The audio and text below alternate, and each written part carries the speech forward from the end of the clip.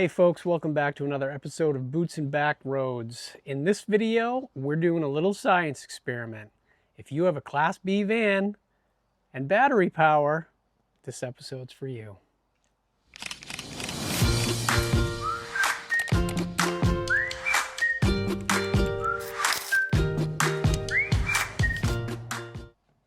I'm going to be reviewing the TURBRO Electric Griddle.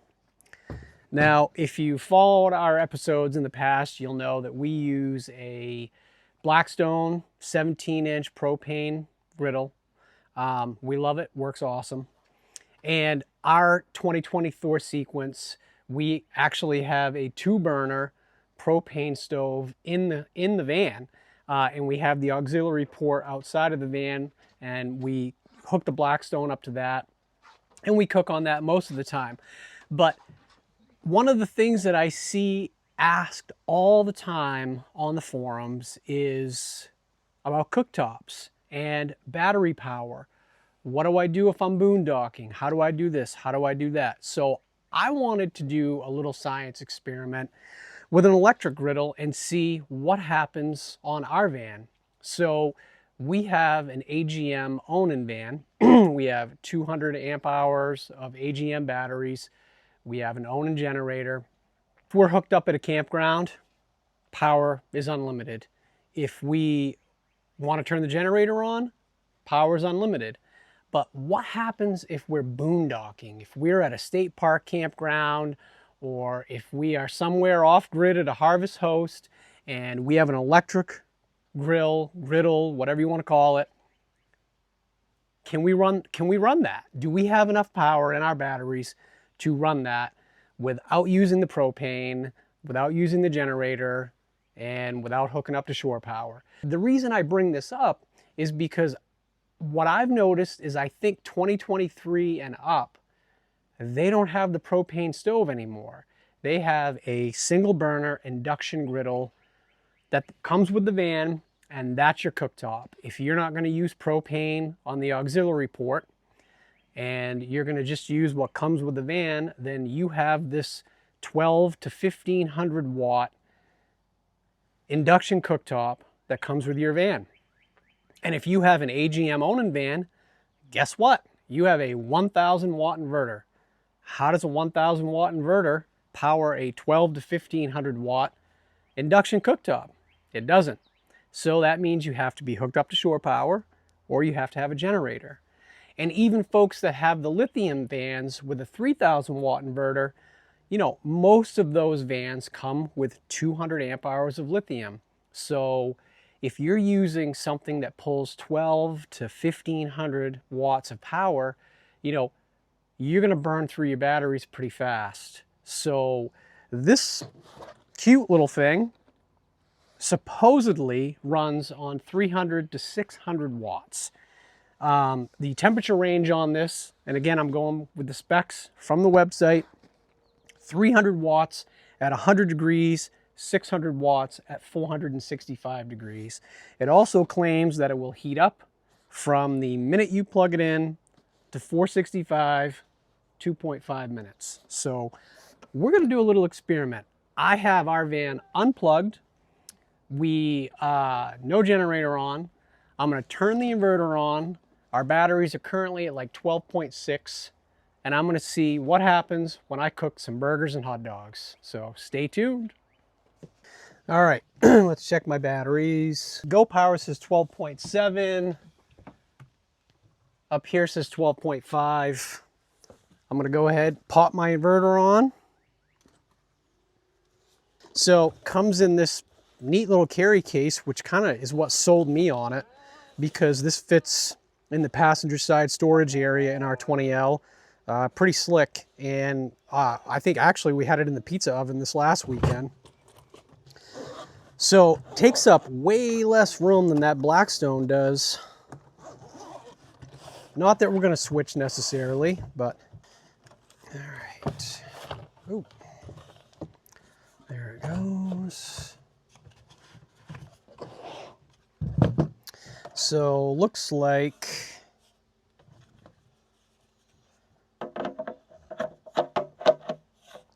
That goes there. Oh. Magnet. Okay. Make sure you plug it into the outlet that is attached to your inverter. Yeah, so thankfully on our van, I've got like 3 outlets that are hooked up to my inverter. One of them's right here on the back side of that C table. Hooked up to the inverter, hooked up to the outlet that's on the inverter. Power buttons blinking red. And now I'm going to press and hold. And it's on. I don't need 465 for burgers or hot dogs. I think 350 is probably good. 5-degree in. All right, 350 starting now. I want to see how long it takes for this thing to heat up to 350 degrees.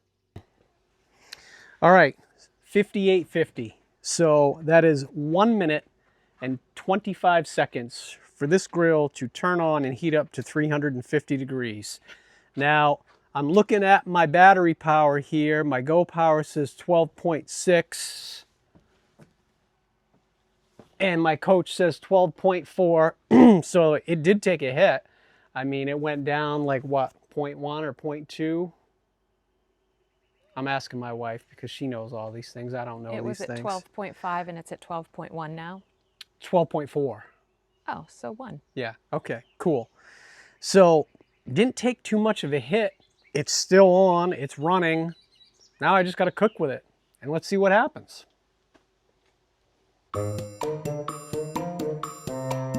So what you didn't see was it took my wife, Amy, like 10 minutes to go inside and thaw out some hot dogs so that I had something to cook on this thing, because we always do these videos last minute and it's just like, hey, you want to do a video? Yeah, sure.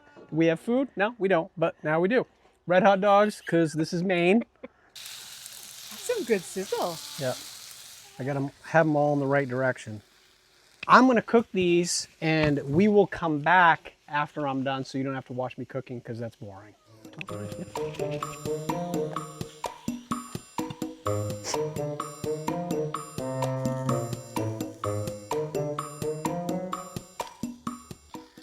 All right, so while we're waiting for these things to cook, let's just do a couple of spec measurements here. So this griddle is about 12 3/4 by 9. So it's pretty tiny. But as you can see, I mean, I've got 7 hot dogs on there. I would imagine it could probably fit like 4 burgers and a couple of steaks. Good if you're, you know, just a couple of people in your camper van.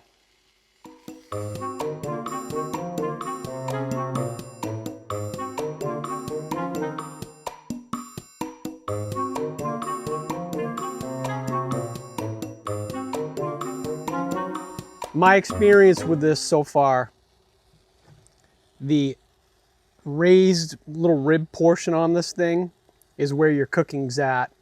You can put stuff over in the corners, but it doesn't really appear to cook as hot as it does in this center section. Supposedly this is made with some type of sheet heating element, different than a normal, you know, coil element. But full disclosure, I cooked breakfast on this thing last weekend when we were camping, and I made the mistake of cracking 2 of my eggs over here in the corner, and I really had to work them into the middle of the griddle for them to be good. They came out great, but they tasted amazing. They didn't look great. No, they tasted amazing. Yeah, they looked kind of weird, not gonna lie. But once I got them out of the corners and up into this area here, they cooked fine and they came out great. And it, you know, the burgers that we cooked, took me about 10 minutes to cook 2 burgers, medium rare. So I am probably, I don't know, 8 minutes into these dogs. My Go Power is telling me 12.6, and my BM Pro is telling me 12.4. So between turning it on, getting it up to temperature, waiting 10 minutes for Amy to go get the hot dogs, Hey. 8 minutes to cook. You know, this thing's been on and running for about 20 minutes now, and our fridge is on because we're in season. So we've got our fridge stocked. We keep it on the whole time in between trips because we normally keep our van plugged in between trips. So I've got the fridge on, the inverter's on. My solar is not really charging at all now. The sun's kind of going down. We're not plugged in. The generator's not on. We're probably, 20 minutes or so into these, and still holding good on my AGM batteries.